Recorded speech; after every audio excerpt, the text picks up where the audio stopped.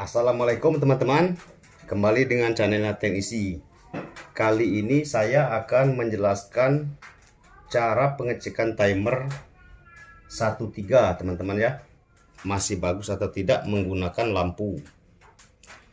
Karena pada video saya sebelumnya sudah banyak sebenarnya tutorial tentang cara pengecekan timer teman-teman ya, hanya masih ada yang bertanya kepada saya dan belum betul-betul begitu memahami. Jadi kali ini akan saya buat tutorial cara pengecekan timer masih bagus atau tidak dengan lampu agar mudah dimengerti dan cepat untuk dipahami. Ini sudah saya siapkan teman-teman ya. Bola lampu 220 volt atau arus AC teman-teman ya. Kita anggap ini sebagai heater.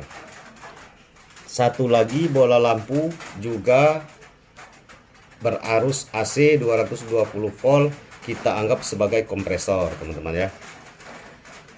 Dan kabel colokan untuk ke PLN teman-teman, kabel power teman-teman ya. Oke, sekarang akan saya rangkai teman-teman, kita pelajari bersama teman-teman ya. Perhatikan pada pin ini teman-teman ya, ada 1 2 3 4. Yang satu ini adalah massa teman-teman ya. Jalur kabel satu ini atau pin satu ini adalah untuk heater. Untuk heater, jadi dari kabel colokan yang ini, kabel power yang satu, dari kabel power kita pasang termofuse. Setelah termofuse kita pasang heater, lalu ujung heater yang satunya kita pasangkan pada pin satu. Jadi karena saya akan mengecek timer masih layak atau tidak, saya hanya menggunakan satu kabel colokan kabel power saja teman-teman ya. Langsung saya pasangkan di pin satu seperti ini teman-teman ya. Nah, lalu karena timer ini adalah timer 13, maka kabel power yang satunya kita pasangkan pada pin nomor 3 pada timer. Kita pasangkan. Setelah itu kabel kompresor kita pasangkan pada pin nomor 4 seperti ini. Yang kabel kompresor satunya kita hubungkan pada pin nomor 1 atau kabel power nomor 1 tadi teman-teman ya. Kita pasangkan seperti ini. Ini kita anggap kompresor teman-teman. Sekarang kita pasang heater teman-teman ya. Heater letaknya ada pada pin nomor 2 teman-teman ya.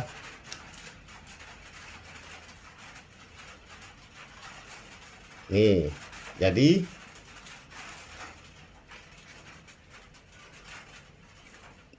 pada pin nomor 2 ini teman-teman ya, terpasang bimetal. Terpasang bimetal yang terhubung antara pin 2 ke pin 1 itu untuk bimetal. Tapi karena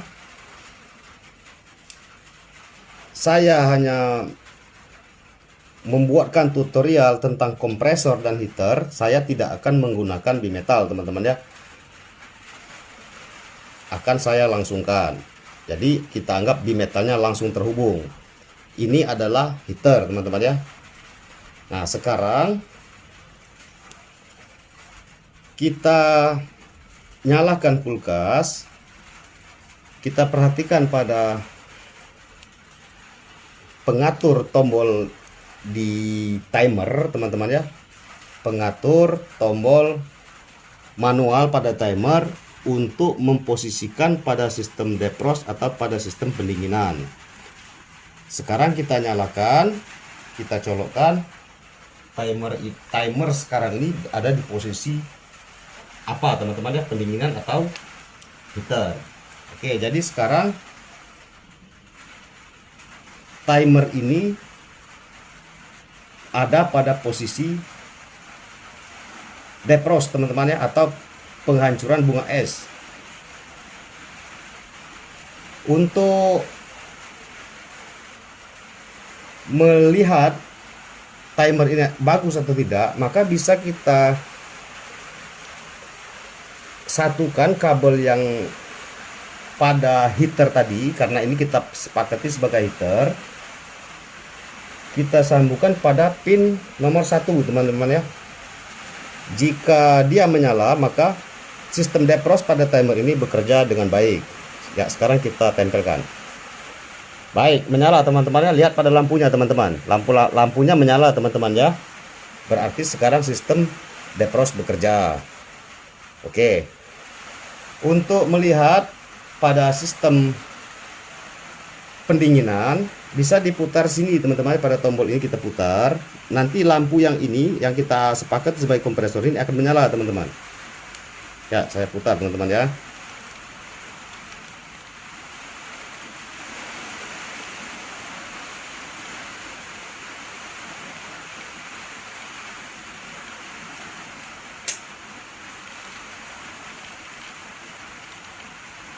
Pelan-pelan mutarnya teman-teman ya, sampai betul-betul ke sistem pendinginan.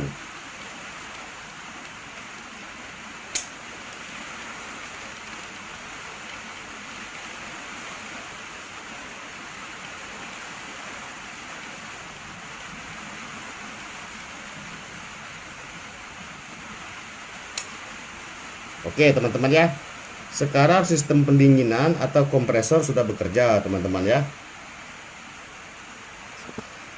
Berarti timer tersebut bagus teman-teman ya. Oke, akan saya sambungkan dulu kabel-kabelnya teman-teman ya. Nanti akan saya jelaskan tambahannya teman-teman ya. Saya cabut dulu teman-teman ya. Baik teman-teman, sekarang akan saya pasang kabel heaternya pada pin nomor 1. Saya pasang dulu.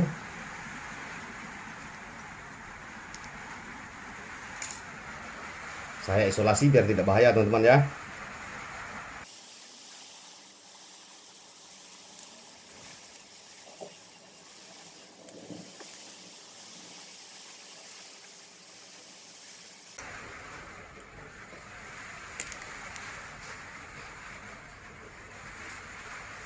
Oke, seperti ini teman-teman ya, sudah saya isolasi.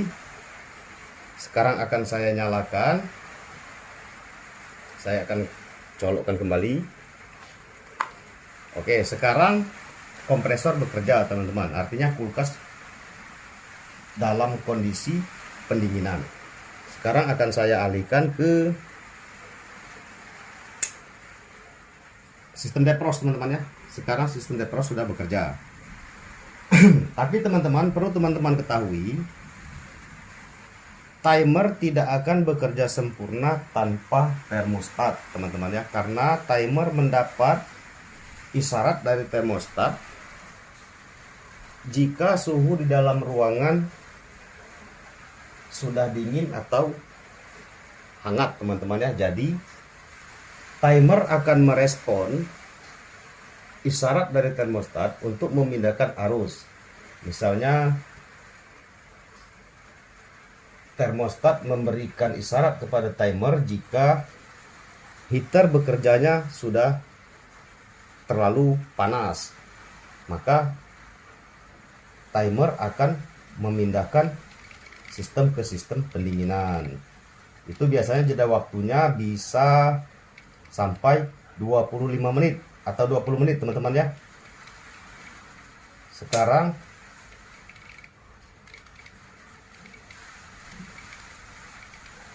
saya alihkan ke sistem pendinginan teman-teman, atau ke kompresor menyala. Oke, sekarang kompresor sudah menyala teman-teman ya. Tapi sekali lagi teman-teman ya, jika rangkaian seperti ini tidak akan bekerja dengan sempurna tanpa termostat teman-teman. Yang pin nomor 3 yang ini teman-teman ya, dari kabel power ini dia harus melalui termostat, teman-teman. Dia harus melalui termostat. Jadi begitu termostat dinyalakan atau dihidupkan, teman-teman ya, maka barulah pin nomor 3 akan ada arus. Jika termostat dimatikan, maka tidak akan ada arus pada pin nomor 3. Pada termostat pengukur dingin ada pada di sini, teman-teman. Di dalam sini ada air raksa yang sifatnya setelah dingin air raksanya akan mengembang sehingga mendorong komponen di dalam untuk memutus arus, teman-teman. Jadi kira-kira seperti itulah, teman-teman ya, rangkaian atau sistem kerja kulkas 2 pintu timer 13. Dan lagi, teman-teman ya, khusus untuk kipas, sering terjadi pada kulkas LG seumpamanya kompresornya menyala tapi kipasnya mati. Itu ada penyebab, teman-teman ya. Semestinya kipas dengan kompresor seiring sejalan atau kipas mengikuti kompresor, teman-teman ya. Jika kompresor menyala maka kipasnya menyala. Jika kompresornya mati, kipas pun akan mati. Tapi teman-teman, jika kompresornya menyala, kipasnya mati, berarti teman-teman ya, jalur kabel kipas itu dipasang setelah termopius. Jadi sudah dipastikan jika kompresor menyala kipas mati, kerusakan ada pada termopius. Jika teman-teman tidak mau terjadi hal seperti itu, teman-teman bisa memindahkan jalur kipas yang sebelumnya melalui termopius atau setelah termopius, teman-teman dapat pindahkan ke sebelum termopius. Jadi walaupun termopius putus, kipas tidak akan mati, tetap akan mengikuti kompresor sistem kerjanya. Hanya saja jika terjadi ngeblok es, tidak ada pengamanan pada kipas, jadi bisa terjadi konslet. Jadi silahkan teman-teman pilih mana yang teman-teman anggap lebih bagus. Bisa teman-teman menentukan sendiri. Oke, sistem defrost teman-teman ya, penghancuran bunga es, kompresor.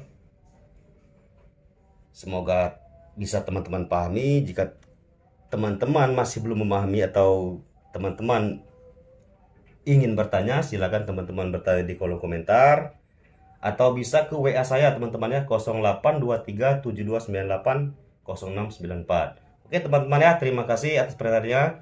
Assalamualaikum warahmatullahi wabarakatuh.